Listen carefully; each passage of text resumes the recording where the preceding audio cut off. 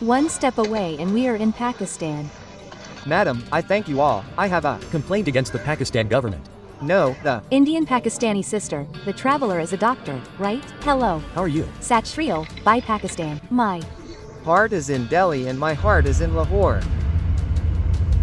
Jobs have also arrived in this program of the Pakistan Embassy. We have come very close to the Bagha border. Today, the time has come to bid goodbye to the land of Pakistan. As from today, it is the month of Ramadan here and their fasts have started and we are leaving from here today. So, we will show you all these immigration processes, border crossings and then Jyoti Malhotra enter YouTube যে vlogger community রয়েছে, YouTube travel vlogger community, এই total কমিউনিটির উপর একটা বড় আঙ্গুল তুলে দিয়ে চলে গেল। কারণ জ্যোতি মালহোত্রা একজন নিজে ট্রাভেল ব্লগার ছিল, সেটা আমরা এতক্ষণে সবাই জানি। ট্রাভেল উইথ জো নামে তার একটি ইউটিউব চ্যানেল ছিল এবং যে চ্যানেলে আমাদের বাংলার অনেক ইউটিউবার কোলাব করেছিল তার সাথে এবং তারা তাকে নিয়ে বিভিন্ন জায়গায় ঘুরতো। আমাদের বাংলায় এসছিল, পশ্চিমবঙ্গে এসছিল, কলকাতায় এসছিল, আমাদের ব্যারাকপুরে পর্যন্ত সে এসছিল এবং যে ট্রাভেল ব্লগার আমাদের বাংলা থেকে তাকে কোলাব করেছিল তার সাথে যে ঘুরতো, যে বাংলার গাইড ছিল, সে বলতে চাইছে একটি নিউজ চ্যানেলে আমি তার বক্তব্য শুনলাম, সে বলছে যে ব্যারাকপুরের ব্রিজের ওপর দিয়ে যখন সে যাচ্ছে তখন ব্যারাকপুর ক্যান্টনমেন্ট এরিয়ার সে ছবি বা ভিডিও করতে চাইছিল। তো দ্যাটস ইট।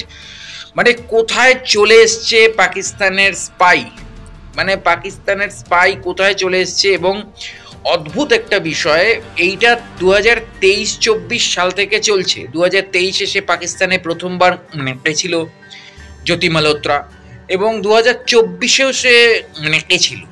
জ্যোতি মালহোত্রার যে ভিডিওসগুলো, সেই ভিডিওসগুলোতে আপনারা দেখতে পাবেন যে পাকিস্তানে গিয়ে সে হাই হাই সোসাইটিতে ওঠা বসা করেছে, তার সমস্ত ভিডিওস রয়েছে।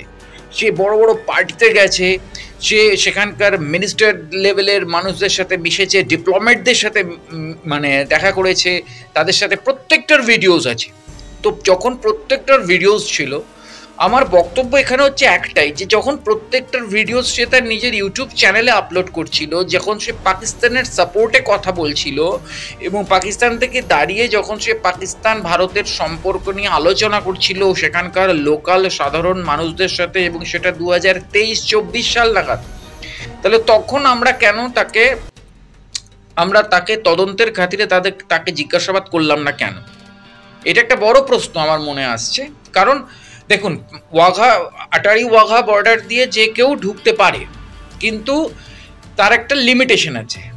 যে আটারি ওয়াঘা বর্ডার দিয়ে যে কেউ ঢুকে বিকেল 5টার মধ্যে তাকে ফিরে আসতে হয়। ইন্ডিয়ার কোনো লোক, কোনো ব্লগার যদি সেখানে একটু মানে দেখতে চায় হোয়াট ইজ দ্য পাকিস্তানের লাইফস্টাইল কি, তাহলে সেক্ষেত্রে অনেক নিয়ম আছে, অনেক কিছু আছে। সেই সব নিয়ম করে টোরে অনেক দিনের টাইম মানে থাকে সেই প্রসেসগুলো কমপ্লিট করার। সেই প্রসেস কমপ্লিট করে অনেক জিনিস সেখানে রেখে শুধুমাত্র হয়তো একটা ক্যামেরাকে নিয়ে আপনি অ্যালাউ হতে পারবেন সেখানে, এবং সেখানে তাও কি মানে সূর্য ডোবার আগে আপনাকে ফিরে আসতে হবে ইন্ডিয়াতে। মানে এই রকম নিয়ম যেখানে রয়েছে, সেখানে জ্যোতি মালহোত্রা একটা রীতিমতো ভিসা নিয়ে সেখানে সেই আটারি ওয়াঘা বর্ডার দিয়েই সে কিন্তু পাকিস্তানে যায় এবং পাকিস্তানে গিয়ে রীতিমতো সে স্টে করে।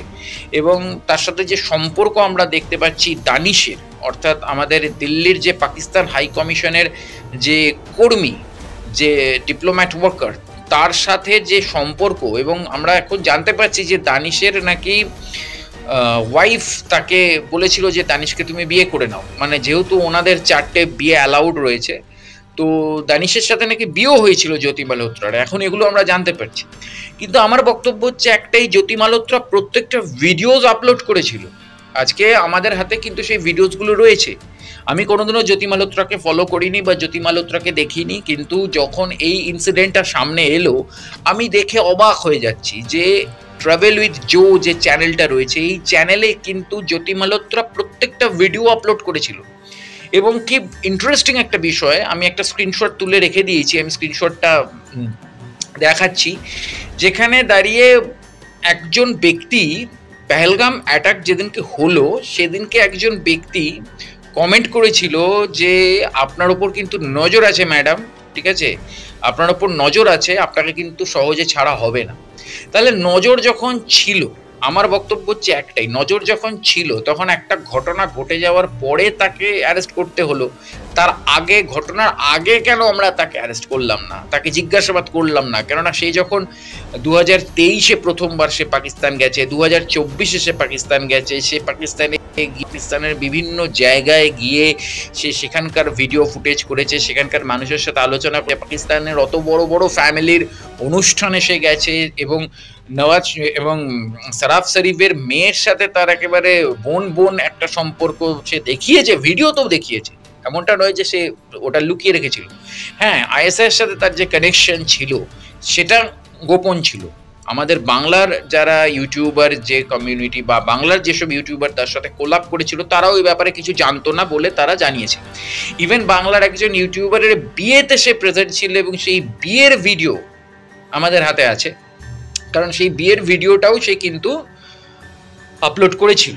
এবং আমরা যতদূর জানি যে আমাদের ব্যারাকপুরে ব্যারাকপুরে রয়েছে আমাদের ক্যান্টনমেন্ট এরিয়া, সেখান থেকে সে শেওড়াফুলি যায়, শেওড়াফুলিতে রয়েছে আমাদের ডিফেন্সের অনেক ফ্যাক্টরিজ, আমাদের ব্যারাকপুরের পাশাপাশি পলতায় রয়েছে এয়ারবেস, আমাদের ইছাপুরে রয়েছে অর্ডিন্যান্স ফ্যাক্টরি। তো এক্স্যাক্টলি পুরো জায়গাগুলোকে যেন কোথাও সে রেকি করতে আসছিল। এবং যেহেতু এই জোনটা বাংলাদেশের খুব নিয়ারেস্ট, বাংলাদেশের খুব কাছাকাছি আমাদের এই এরিয়াগুলো, মানে কোথাও এই ইনফরমেশনগুলো পাকিস্তানের থ্রু বাংলাদেশ যাচ্ছে, বাংলাদেশের থ্রু পাকিস্তানে যাচ্ছে, একটা ঘেটে যাওয়া সিচুয়েশন হয়ে গেল জ্যোতি মালহোত্রার ঘটনার পর।